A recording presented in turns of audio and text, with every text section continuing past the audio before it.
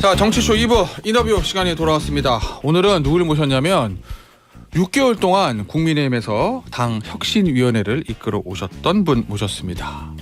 최재형 국민의힘 의원 나와주셨습니다. 의원님 안녕하세요. 네, 안녕하세요. 반갑습니다.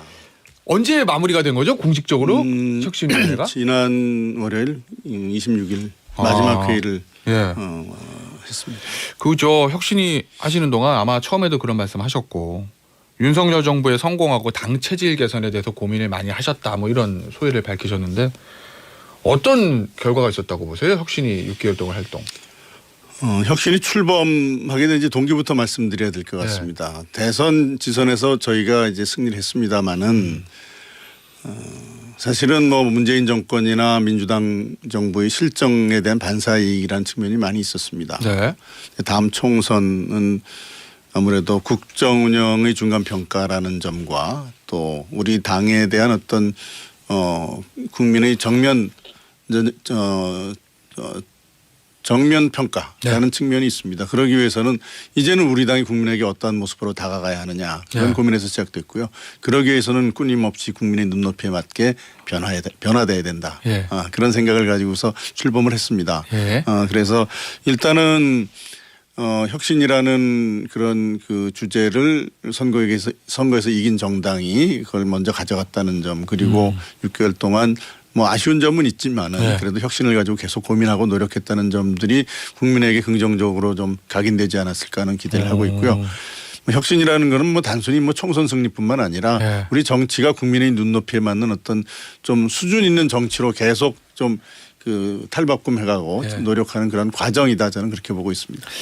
6개월 동안 준비하면서 좀 서운하거나 섭섭한 부분은 없으셨어요? 저라면 왜냐하면 혁신이가 사실 힘을 받아서 뭐 이렇게 공천 개혁이라든지 이런 걸 준비를 해야 되는데 혁신이 와중에 뭐 아시겠지만 뭐 이준석 대표하고 용산의 갈등 뭐 체리 따봉 나오고 뭐 친윤이니 비윤이네 거기다가 비대위까지 막 와버리면 어렵게 출발한 사실 큰 선거 2번 이기고 이례적인 건데 혁신이 출범하는 게 이게 힘을 좀 못 받을 수가 없잖아요. 혁신이 출범하고 나서 지도부가 3번이나 바뀌었죠. 그리고 3번입니까? 3번 바뀌었습니다. 그리고 또 당내 여러 가지 좀 갈등의 모습이 너무 이제 많이 드러나서 혁신에 대한 관심도가 좀 떨어졌던 것은 맞습니다. 그러나 이 혁신이라는 것이 뭐 당 지도부가 누구냐에 따라서 달라지는 것도 아니고 또 뭐 혁신위원장의 뭐 개인의 힘으로 끌고 가는 것도 아니고 저는 이 혁신위원회를 그래도 이런 어려움 가운데에서 6개월 동안 이거를 끌고 오고 어느 정도의 어떤 그 결실을 맺을 수 있었던 것은 혁신에 대한 국민들의 기대가 원동력이었다 저는 그렇게 보고 있습니다. 그 혁신위에서 아무래도 제일 내세울 수 있는 게 공천 아니겠습니까? 혁신은 사실 사람 바꾸는 거고 사람 바꾸려면 공천인 건데 항상 이제 국민의힘이 공천 때문에 그동안 많은 갈등이 있었으니까 자 그러면 제대로 된 갈등 없는 공천을 하기 위해서 혁신위가 내놓은 공천 개혁안 중에서 몇 가지 소개해 주시고 싶은 게 있으시다면 이거만 하나만은 우리가 잘했다라는. 우리 당이 그동안 이제 국민들로부터 좀 비판을 받았던 것은 공천권자 뭐 당대표에 집중된 그리고 공천관리위원회에 집중된 공천 이라는 것이 좀 문제였고 또 공천을 어떤 기준으로 하느냐 이런 것에 대한 투명성에 대한 좀 문제들도 지적을 받았던 것이 맞습니다. 그래서 이번 공천에서는 공천관리위원회 또는 당대표에 집중되어 있던 공천 권한을 좀 분산하자는 것과 공천에 있어서의 어떤 객관적인 좀 자료를 축적하고 공천의 투명성을 확보하자는 점에 관심을 가졌고요. 그러기 위해서는 일단 공천권 공관위의 구성에 있어서 당대표가 전원 임명하던 것에서 최고위원 선출직 최고위원들이 추천하는 사람을 5명을 좀 위원으로 선정하자라는 안을 그 혁신안에 담았습니다. 공관위원 자체를요. 그렇습니다. 그리고 또 뭐 부적격 심사에 관한 권한을 분리해서 그것을 별도 기구를 만들까 좀 생각을 하다가 기존의 윤리위원회에서 맡는 것이 좀 더 낫겠다 해서 윤리위원회에다가 그 부적격 심사 기능을 분산시켰고요. 그 다음에는 이제 국회의원의 경우에는 그 국회의원에 대한 중간 평가를 통해서 객관적인 공천에 대한 자료를 좀 축적하는 게 필요하다. 그렇다면은 이제 의원들이 공천권자의 뭐 눈치를 볼 게 아니라 소신 있게 의정 활동에 좀 몰두할 수 있겠다라는 측면을 저희들이 생각을 했습니다. 알겠습니다.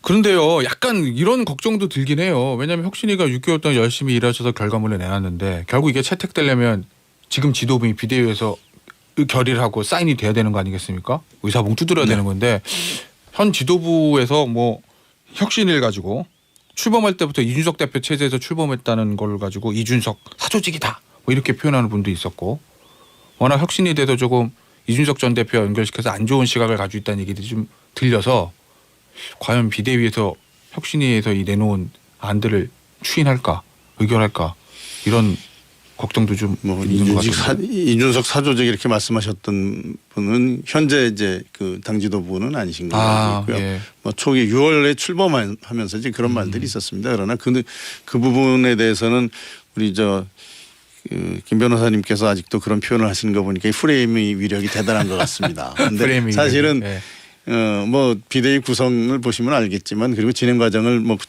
관심 있게 보신 분들은 알겠지만 뭐 이준석 뭐 사조직이라는 거는 말이 안 되는 얘기고요.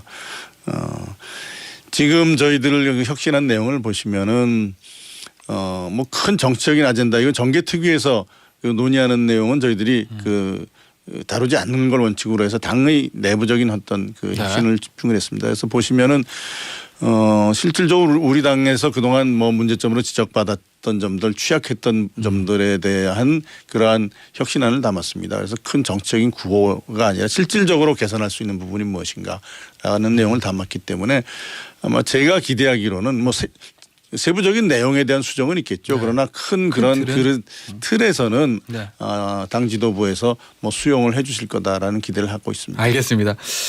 전당대 얘기 좀 해볼게요. 이제 뭐 의원님도 아무래도 이제 현직 의원이시기 때문에 전당대에서 자유로우실 수는 없을 것 같긴 한데 이 지금 국민의힘의 전당대에 나온 후보들이 대부분 지금 초반이긴 하지만 예비 후보로 대부분 이제 윤심 마케팅이라는 얘기들 많이 하지 않습니까? 대통령과 인연, 관계 이런 것들을 강조하는데 여기에 대해서 의원님께서 하신 말씀 보니까 그러다가 민심, 당심 둘 다 놓칠 수 있다 이렇게 말씀하셨어요. 예.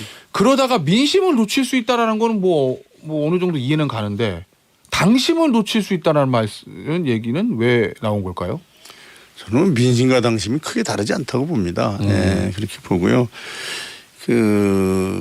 단지 이제 윤 대통령과 뭐 가까운 관계다, 윤 대통령의 지지를 받는다 이런 것만으로 우리가 대표를 선택하는 건 그거는 민심도 아니고 당심도 아니라고 저는 생각을 합니다. 그리고 중요한 것은 이제 윤 대통령과 국정의 동반자로서 호흡을 맞추고 또 어떤 때는 적당한 긴장 관계도 유지하면서 잘 소통하면서 국정을 이끌어 나가는 것이 중요하고요. 그러면서 이제 외연을 넓혀가야죠. 그런데 윤심 저는 뭐 이런 표현이 좀 적절치 않다고 생각합니다만 소위 윤심 마케팅 이거는 오히려 그 당의 어떤 그 역량을 축소시키고 그다음에 그 당 대표와 또 뭐 윤 대통령이 국정의 동반자로서 시너지 효과를 일으켜야 되는데 그것들을 좀 그 효과를 감소시키는 그러한 위험성이 있지 않나 그렇게 걱정이 됩니다. 앞서 말씀하실 때 적당한 긴장 관계라는 말씀은 새로운 당대표가 돼도 용산에 할 말을 할 수 있어야 된다 이런 취지신 거예요. 국민의 소리, 당의 소리 이런 것들을 정확히 전달하고 조율하고 그래서 뭐 당의 지지층에 대한 외연도 넓혀나가고 국민들이 원하는 방향으로 국정을 운영할 수 있도록 서로 협력하는 그런 모습을 보이는 게 중요하겠죠. 아무래도 이준석 전 대표 때 이제 혁신위원장에 임명이 되신 거고 이준석 전 대표에 대해서 이런 표현을 좀 하셨더라고요. 전대 이후에 이준석 전 대표가 당원 마음을 잡아줬으면 좋겠다라는 말씀하셨다는데 어떤 의미신 거죠? 뭐 이준석 대표는 뭐 제가 긴 말 안 드릴 필요 없이 당 대표로서 또 두 번의 선거를 이제 뭐 성공적으로 치러냈습니다. 그렇기 때문에 어느 정도 이제 지지 기반도 가지고 있다고 보고 청년들과도 소통하는 그런 부분들이 있습니다. 그래서 전대가 이제 앞으로 어떻게 진행될지 모르지만 약간 좀 당에 어떤 내용이 있더라도 이준석 대표가 그래도 당에서 그 새 지도부와 어떤 협력적인 그런 관계를 보여주면서 당의 안정에 기여할 부분이 있다고 생각을 하고요. 저는 뭐 누가 되실지 모르지만 새로운 당 지도부도 우리 당이 이제 다양한 목소리를 이제 아우러서 갈 수 있는 그러한 좀 그 열린 마음을 가지고 당을 이끌어 주셨으면 좋겠다는 생각을 가지고 있습니다. 그 당위적인 측면에서는 그게 뭐 좋은 그림으로 보이긴 하는데 뭐 국민의힘 입장에서는 근데 지금 전당대회 나온 후보들 몇 면을 보면은 이준석 전 대표하고 사이가 뭐 이렇게 좀 원만한 분들이 한 분도 안 계셔가지고 이게 새로운 새 지도부가 출마한다고 이 말씀하신 게 가능할까 하는 생각도 드는데 현실적으로. 뭐 개인적인 어떤 관계보다는 예. 국민과 당이 우선이겠죠. 예. 그러면 이준석 전 대표하고 새 지도부도 한 발씩 좀 양보해야 된다 아니면 마음을 열어야 된다 이런 취지신 건가요? 그렇죠. 저희가 모두 다 이제 힘을 모아서 나가도 그렇게 쉽지 않은 예. 그 선거가 앞에 다가와 있는데 내후년 총선이요? 그렇습니다. 그래서 내부적으로 자꾸 그렇게 갈등한 모습으로 비춰지는 것은 건전한 어떤 그 다양한 목소리를 그 범위를 넘어서 지나친 갈등으로 비춰지는 것은 저는 상호 자제해야 된다고 생각합니다. 알겠습니다. 지금 국민의힘의 최재형 의원 모시고 여러 가지 현안에 관한 얘기들 짚어보고 있는데요. 이 안보 얘기 좀 해보겠습니다. 네. 또 안보라고 그러면은 원래 우리 저 최재형 의원님께서 그래도 좀 중요하게 생각하시는 분이라고. 누구나 가장 중요한 국가의 가장 중요한 기본이죠. 예. 안보는. 이 윤석열 대통령이요. 이 북한 무인기 침범 관련해서 연일 강경 발언을 좀 이어오고 있는데 뭐 핵을 두려워하지 마라. 확전을 정도로 각오할 정도 준비해야 된다. 그리고 어제는 이제 압도적으로 우월한 전쟁 준비를 해야 된다라는 이 전쟁 준비라는 단어까지 나왔습니다. 이 대통령의 이런 강한 메시지에 대해서는 어떻게 들으셨나요? 뭐 제가 지금 이야기로는 아마 평화를 지키기 위해서는 압도적인 전쟁 준비를 해야 된다 이런 워딩이었던 것으로 기억하는데요. 네, 뭐, 얘기는 그렇습니다. 유명한 저 말이 있습니다. 평화를 원하는 자는 전쟁을 준비해라라는 말이 있습니다. 평화라는 것은 그냥 가만히 앉아 있다고 지켜지는 것이 아니고요. 상대적인 것이기 때문에 우리가 평화를 지킬 수 있는 역량이 있어야 되는 것입니다. 그런 측면에서 국가의 지도자로서는 이 안보에 대한 점을 강조하면서 국민들에게 지금 상당히 안보에 관한 불안이 있습니다. 국민들에게 안심하라는 그런 메시지를 던져주신 것이라고 보고요. 네. 국가 지도자로서 저는 적절한 발언이었다고 생각합니다. 알겠습니다. 뭐 말씀하신 취지는 어쨌든 이 평화를 얻기 위해서는 압도적인 전력으로 전쟁 억지력이 있어야 된다 뭐 이런 취지시라는 건데. 그렇죠. 우리의 평화가 예. 소위 말하면 김정은이 선의에 의존할 수는 없는 겁니다. 우리가 지킬 수 있는 역량이 있어야죠. 예. 근데 이 전쟁 준비라는 네 글자만 딱 띄워놓고 보면 말이 좀 자극적이어서. 이거 전체적으로 좀 보셔야지. 그거를 그 하나하나의 단어만 보시고서 예. 그렇게 하는 거는 저는 전체적인 맥락을 봐야 된다고 생각합니다. 전체적인 맥락으로. 그럼요. 예, 네. 예. 알겠습니다. 이 노웅래 의원 얼마 전에 체포동의안 네. 부결됐는데 제가 알기로는 아마 지금 여야 국회의원 300명 줄 중에서는 300분 중에서 가장 법원의 고위직을 지내신 분이 지금 최재형 의원이신 거로 저는 알고 있거든요. 예. 네, 그래도 법원장을 하셨으니까 한동훈 장관이 나와서 뭐 노웅래 의원의 어떤 그 뭐 녹음 테이프 뭐 부실없고 여러 가지 이제 얘기들을 하고 갔습니다. 어떻게 들으셨습니까? 한동훈 장관의 그 노웅래 의원의 혐의에 대한 소명.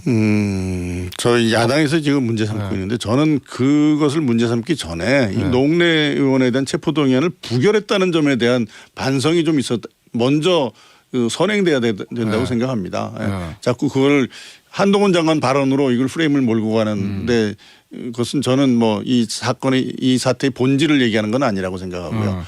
그다음에 이제 한동훈 장관의 발언을 비난하는 분들이 있는데 일단 체포동의안에 관해서는 법무부 장관이 나와서 설명을 해야 됩니다. 그거는 뭐 정해진 절차고요. 설명하는 과정에 이제 이러이러한 증거가 있다라는 것에 대해서 너무 지나치게 자세한 얘기를 했다라는 비난이 있는데 저는 뭐 체포동의안을 이제 가결시키기 위해서 설득하는 과정에서 뭐 있을 수 있는 발언이다라고 생각하고요. 다만 마지막 부분에 조금 뭐 국민들이라면 상식 있는 국민들이라면 뭐 이건 뭐 다 동의할 거다. 국민들이 지켜보고 있다.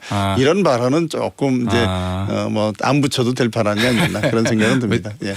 그 법원장 지내셨던 의원으로 보셨을 때 한동훈 장관 설명 들으면 물론 뭐 이거 재판해봐야 되는 거지만 노웅래 의원의 혐의에 대해서는 어떻게 생각하시나요? 제가 이 자리에서 말씀드릴 건 아닌 것 같고요. 예. 일단 뭐 검찰로서는 공소유지에 자신이 있는 것 같습니다. 뭐 말씀하시는 내용을 들어보면은. 예, 알겠습니다. 이 시민단체 보조금 얘기 좀 해봐야 되는데 감사원장 하실 때도 이 시민단체 보조금에 관한 문제들이 좀 있었습니까? 보조금에 관해서는 저희들이 뭐 정기적으로 점검을 해왔습니다. 예. 근데 지금 보니까 현 정부 들어서 윤석열 대통령이 지난 정권에서 시민단체 보조금 전혀 관리 안 됐다 이거 전수조사하고 재정비해야 되겠다 이렇게 주문했는데 대통령이 이런 주문에 대해서는 어떻게 생각하시나요? 감사원이 뭐 감사해야 될 부분이 워낙 많기 때문에 예. 뭐 보조금만 뭐 집중적으로 하는 감사의 모든 역량을 집중할 수는 없고 주기적으로 보조금에 관한 점검은 해왔는데요. 네. 지난 정부 때는 아마 그 소위 시민단체들이 네. 정부의 보조금을 받는 액수가 굉장히 많이 늘어났고 거기에 대해서 또 몇몇 그 시민단체들이 사용한 것이 적절치 않게 사용한 것들이 이제 나오는 것 같습니다. 네. 한번 전체적으로 점검을 할 필요는 있다고 생각합니다. 점검할 필요는 있다. 예. 알겠습니다. 방만한 운용이 만약에 발견된다 하면 어떻게 처리해야 된다고 보세요? 보조금 회수하고 거기에 대한 또 뭐 혹시 보조금을 잘못 사용한 것에 대해서 뭐 문제가 있는 점에 대해서는 적절한 문책을 해야 되겠죠. 알겠습니다. 아무래도 전 정부 때 감사원장을 지내셨기 때문에 관련된 이슈들이 좀 많은데요. 이 통계 얘기들 하잖아요. 네. 전 정권 부동산 통계 요거에 대한 통계 조작 의혹입니다. 아직까지는 의혹 얘기가 있고 발표 전에 미리 통계를 열람한 사례도 많다라는 얘기들을 지금 국민의힘과 용산 쪽에서는 하고 있는 것 같은데 이거 어떻게 보시나요? 통계는 이제 국가의 정책 수립의 가장 기초적인 자료이기 예. 때문에 통계가 정확하고 또 객관적인 어떤 그 상황을 잘 반영할 수 있도록 해야 되고 외부의 영향이 들어가서 왜곡돼서는 절대 안 되죠. 네. 근데 지금 현재 통계법에 보면은 원칙적으로 그 통계 결과 발표 전에 타기관에 제공하지는 못하게 돼 있습니다. 다만 이제 뭐 업무상 필요한 경우에 뭐 제공할 수 있는 규정이 있습니다만은 그것도 뭐 제가 알기로는 발표 전날 낮 12시 이후에 해야 되고 모든 기록을 남겨야 되고 까다로운 조항들이 있습니다. 과연 그것들을 지켰는지 네. 그런 필요가 있었는지에 대해서는 감사원에서 엄정한 감사를 통해서 밝히고 만일의 규정을 위반해서 열람을 했거나 네. 또는 열람한 이후에 통계 발표에 어떤 영향을 미쳤거나 하는 것이 있다면 거기에 대해서는 문책을 해야 되겠죠. 그 통계 조작 의혹 나왔을 때 제가 민주당 의원분들 인터뷰할 때 여쭤보니까 대부분의 대답이 통계 조작이 아니라 통계 체계를 바꾼 거다. 뭐 이렇게 대답을 하시던데 거기에 대해서는 어떻게 생각하시나요? 처음에 아마 소득주도 성장 통계 관련해서 예. 뭐 통계의 그 방법을 바꾼 부분이 있는 것 같습니다. 그러나 그것도 뭐 제가 뭐 통계의 그 기법에 관해서 정확한 이해는 없습니다만은 그 과연 그렇게 바꾼 것이 그런 바꾼 방법도 뭐 통계 그 기술상 가능한 방법이라 하더라도 소득주도 성장의 결과가 지금 소득 분배라는데 이런 면에서 긍정적인 지표가 나오지 않은 상황에서 그걸 또 긍정적인 지표로 보여주기 위해서 바꿨다는 거는 그건 적절치 않은 것 같습니다. 아무래도 감사원장을 지내셨으니까 감사원을 보는 시각이 좀 네. 애정도 있고 뭐 그러실 것 같기도 한데 지금 야당 쪽에서는 현 정부 들어와서 감사원이 전 정부를 터는 데만 혈안이 돼 있다. 뭐 이런 취지의 얘기들을 하거든요. 현 정부에서 와서 벌어지고 있는 전 정부에 대한 감사원의 이 감사 이거에 대해서는 전반적으로 어떻게 평가하십니까? 이제 정권이 바뀌면 감사원이 이제 들여다볼 시기적으로 전 정부 걸 많이 들여다보게 됩니다. 그리고 시기적으로 또 정권이 바뀐 이후에는 새로운 감사 정보들이 많이 들어올 겁니다. 그렇기 새로운 때문에 감사 이제 정보들이요. 그렇죠. 전 정부에 있었을 때는 이제 그 드러나지 않았던 그런 감사 정보들이 들어오면 감사에 착수하지 않을 수 없고요. 네. 문제는 어떤 정치적인 의도를 가지고 감사했느냐 아니냐 여부는 그 감사 결과를 저희들이 보는 게 중요하다고 생각합니다. 이게 문제가 굉장히 심각하고 중요한 그 뭔가 책임져야 될 일이 있다라고 하면은 그 부분은 결과적으로는 뭐 그게 정치적으로 정치적인 감사다라고 비난하기는 좀 어렵겠죠. 그러나 감사를 했는데 뭐 이게 별 내용이 없었고 또 감사 절차나 과정이 조금 적절치 않다면 그것에 대해서는 감사원이 비난을 받을 수도 있다고 생각을 합니다. 알겠습니다. 이 감사원 측에서 요새 특히 이 통계 조작 의혹 관련돼 가지고 확인되지 않은 내용이 사실처럼 보도되고 있다면서 자제 요청을 좀 부탁한 것 같기도 한데 그 부분은 어떻게 보시나요? 이제 감사의 착수나 착수 여부나 감사 진행 상황에 관해서 이제 언론에 보도들이 나오는데 제가 이제 제 경험으로는 감사원은 이 감사 착수 여부 또는 감사의 과정에 대해서 언론에 공개하지 않습니다. 그렇기 때문에 아마 그런 내용들이 이제 피감기관 감사 대상자들의 입을 통해서 이제 언론에 이제 흘러나가는데 그렇게 되면은 아무래도 감사 과정에 좀 영향이 좀 있겠죠. 그래서 감사원 입장에서는 그런 확인되지 않은 보도를 좀 자제해달라 그런 요청을 한 것 같습니다. 피감기관이 입을 통해서 흘러나는 경우가 많다는 말씀 주셨고요. 하나만 마지막으로 짧게 여쭙겠습니다. 이 서해 공무원 피격 사건과 관련해서 의원님께서 예전에 문재인 전 대통령에 대한 조사도 필요하다 뭐 이렇게 말씀하셨는데 지금 검찰 수사 보면은 문 전 대통령까지는 가지 않는 것 같거든요. 그건 어떻게 보시나요? 일단 감사 입장에서 보면은 대통령은 감사의 대상이 아닙니다.